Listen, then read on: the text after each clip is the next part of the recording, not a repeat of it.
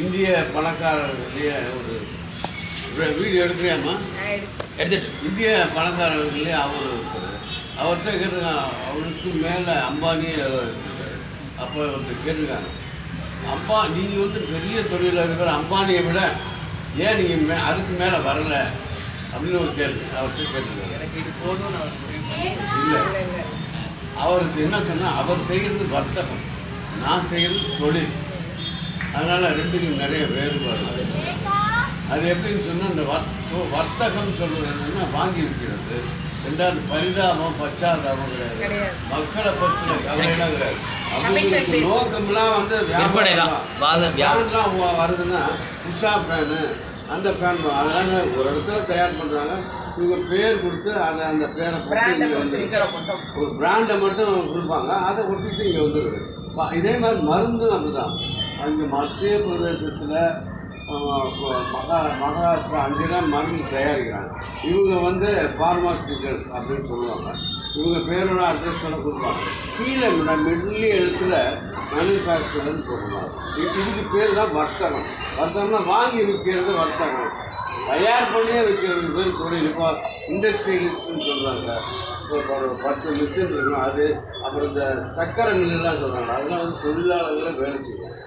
தொழில் செய்கிறவன் தொழிலாளர்களுடைய தலைவன் தான் தொழில். அப்போ இவர் என்ன சொல்கிறேன், அவர் சாதாரண அவர் எப்பவும் பெருமைப்பட மாட்டார். நான் சாதாரண ஆள், அதனால் நான் தொழில் செய்கிறேன் தெரிஞ்சவங்களாம் தான் புரிய கொடுப்பார். தொழிலில் அதான் கிடையாது. அம்பானி கற்று கேட்டால் என்னமோ கடையில் போய் வாங்கி என்கிட்டலாம் வந்து கேட்கல. அவன் என்ன பண்ணால் அதை விட சிறப்பாயிடும். அதை வர்த்தகத்துக்கு தொழில் ஒரு வேறுபாடு என்னென்னா இதுதான். பச்சாதாபம் பார்க்காம வாங்கி இருக்கிறது. அவங்க இது மாதிரி பண்ணிவிட்டு பெரிய கோடீஸ்வரன் ஆகிடுறாங்க. இன்னும் அந்த கான்ட்ராக்ட் இருக்கிறது மத்திய அரசாங்கத்தில் அது இருக்கிறது அப்படி போயிடும். இவர் செஞ்சது வந்து தொழில். கார் வெளியிட்டார் 1 லட்ச ரூபாயில். அது சரியாக போடுது. மக்களுக்காக வச்சா எல்லாரும் கார் வைக்கணுங்களே, ஒரு 7 ஜனங்க கார் வச்சுக்கணும் அப்படிங்கிற நல்ல எண்ணத்தில் பண்ணாரு. நல்லா ஸ்ட்ராங்காக இருந்தது கார். ஆனால் அதிகமாக தெரியல, ஈகோ ப்ராப்ளத்தினால அது வாங்கலாம். அது கவனிச்சிக்கலாம் நீங்கள்.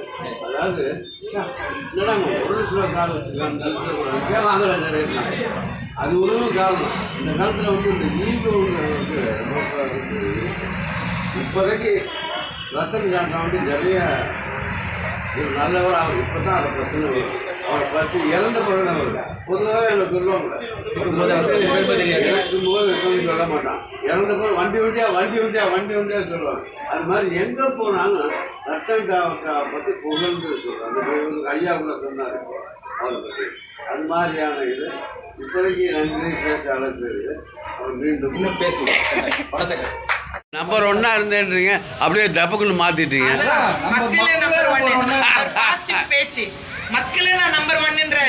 பரவாயில்ல, சூப்பராக ஏன்னா இவ்வளோ அருமையாக பேச நான் எதிர்பார்க்கவே இல்லை. இவர் என்ன சொன்ன நம்பர் 1 இருந்தேன்னார். சரி, படிப்பில் நம்பர் 1, மக்களை நம்பர் 1ன்றாரு. அதுக்கப்புறம் எல்லாம் அந்த பிரிக்கிறாங்க பார்த்தீங்களா, அந்த பிரிக்கிறதே வந்து குழந்தைங்களுக்கு கொஞ்சம் தாழ்வுமான பணம் ஏற்படும். எனக்கு அந்த மாதிரி ஏற்பட்டு நம்ம பிரித்தாங்களே, அப்போ நம்ம கொஞ்சம் படிக்கணும். என்னதான் அந்த இது இருந்தாலும் அது கேட்டுத்தாழ்வு சொல்லுவாங்க, அது இருந்தாலும் கொஞ்சம் படிக்கணும் ஆரம்பித்தோம். அப்புறம் +1 வரும்போது கொஞ்சம் நல்லா படிக்க ஆரம்பிச்சோம். காலேஜ் இப்போ ஏர்போர்ட்டில் வெரி குட். காலேஜில் படித்தேன். அதான் பிசி. காலேஜ்லேயும் படிச்சிங்க. என்ன படிச்சிங்க? பிஜேபியா? அப்படின்னு பேச்சுலரா? பிசிஏ. எனக்கு வேலை ஜீன்னு வந்துச்சு. பிஜேபி ஞாபகத்தில் இருந்திருக்கேன்.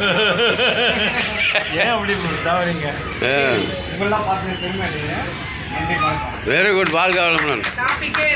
மாண்புமிகு ராமச்சந்திரனை மாவீரன் என்று போற்ற தயங்க கம்பனே தயங்கினான் என்றாலும் மாண்டாலும் வெற்றி வாலிக்குத்தானே, ஆண்டாலும் அவன் தம்பி சுக்ரீவன் துரோகிதானே.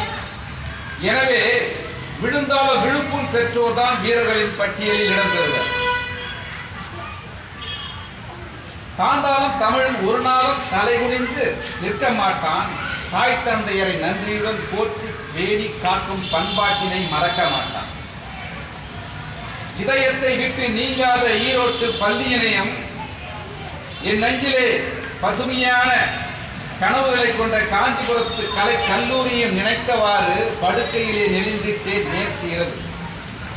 அப்பொழுது பக்கமது நெருக்கமாக ஒருத்தி சிறிதும் வெட்கமில்லாமல் என்னை கட்டி தழுவிக்கொண்டாள். அவளை நான் அள்ளி அணைப்பதற்கு முயலவில்லை. தடுவட்டம் என்றிருந்தேன், தள்ளி விடவும் மனமில்லை. சிறிது நேரம் கழித்து மற்றொருத்தியும் வந்தார். என்ன இது இருமங்கை ஒரு படுக்கை என கேட்டு பொறுத்துடுங்க. முதலில் வந்தவள் பெயர் தூக்கம், அடுத்தவள் பெயர் கனவு மங்கை. அது என்ன கனவு? மன்றம் ஒன்றிலே இசைவாணன் கீதமழை பொழிந்து கொண்டிருந்தான். மக்கள் எல்லோரும் மது குடித்த வண்டினை போல் தலையை அசைத்துக் கொண்டிருந்தனர். இசை முடியும் தருவாயிலே மக்களில் சிலர் மேலும் 10 பாட்டு பாடிடுக என கேட்டனர். அணைத்துக் கொண்ட இசைவாணன், நான் மேலும் 10 பாட்டு பாடுவதாக இருந்தால் என்ன தொகை தருவீர் என்று கேட்டார். 8 தொகை தருவதாக கூறினார் புலவன் ஒருவர். என்ன நியாயம்? என்னுடைய 10 பாட்டுக்கு 8 தொகையா? அது குறுந்தொகை என்று கூறிவிட்டார். 400 தருவீரோ? அகத்தில் 400, புறத்தில் 400. புலவர் புரிந்து கொண்டார். அக 400, கருத்தில் 400, புற 400, கால்குலையில் 400. பாட்டுக்கு தொகை கேட்கும் பேசிதனை விட்டொழிப்பு. தொண்டைக்கு இதமாக பசும்பாலை தருவோம், வேண்டுமென்றால் முப்பாலையும் கலந்து தருவோம் பாடிடுக என்றார். முப்பாலை தருவதாக நுழைந்திட்ட புலவர் ஐயா, இந்த தொண்டை பொறுப்பால் ஒன்றுக்கு இசைவாணன் வென்றிருக்கார். நீண்ட குளிர்கழன் கலைந்து எழுந்து நெடுநல் வாடை பட்டினான். நெடுநல் வாடை அருமை அருமை. இல்லாம மற்ற எஜுகேஷன்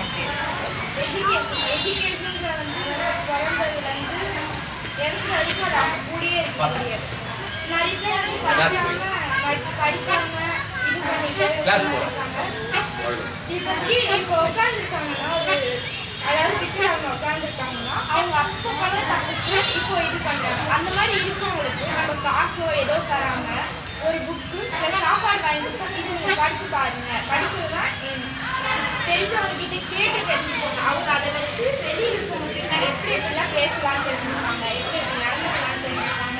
சின்ன வயசுலேருந்து பெரிய வயசு ஆட்கள் வரைக்கும் படிப்புன்றது ரொம்ப முக்கியம். என்ன மாதிரி படிப்புனா அது நம்ம லைஃப் இப்போ 1 to 12 வரைக்கும் இருக்கிறது மட்டும் படிப்பு கிடையாது. சின்ன சின்ன இப்போ இங்கே பேசுறது கூட இதுவும் ஒரு படிப்பு தான். விளையாடுறது, விளையாட்டு எங்கே போகிறாங்க அங்கே வராங்க, அது கூட படிக்கலாம்.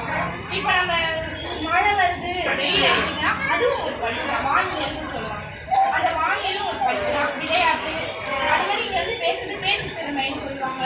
அதுக்கும் ஒரு இடம் இருக்குது. அந்த மாதிரி நிறைய புக்ஸ் படித்து அதில் ஒன்று தெரிஞ்சுக்கிறது நல்லது. நிறைய புக்ஸ் படிக்கணும். அந்த மாதிரி எல்லார்கிட்டையும் நல்ல முறையில் பழகணும். ஏன்னா அவங்க சொல்கிற மாதிரி வாழ்க்கைன்றது எப்போ தொடங்கும் எப்போ முடியும் நம்ம கையில் இல்லை. ஆனால் அந்த வாழ்க்கை, அந்த ப்ராசஸ், அந்த போகிற நேரம் வந்து நம்ம கையில் தான் இருக்குது. அந்த எப்படி ஒருத்தவங்களை அணுகிறோம், எப்படி போகிறோம் அப்படின்றது தான் அந்த வாழ்க்கையோட சுவாரஸ்யமே இருக்குது.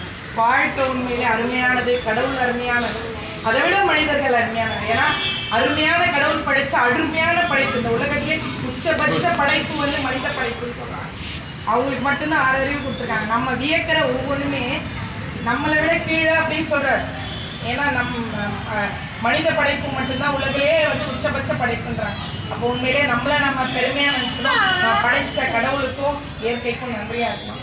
உண்மையிலே பேசினவங்க இந்த தாட் எனக்கு எப்படி வந்ததுன்னா நீங்கள் எல்லாம் பேசணும் தான். நன்றி. இது என்னோட கருத்து.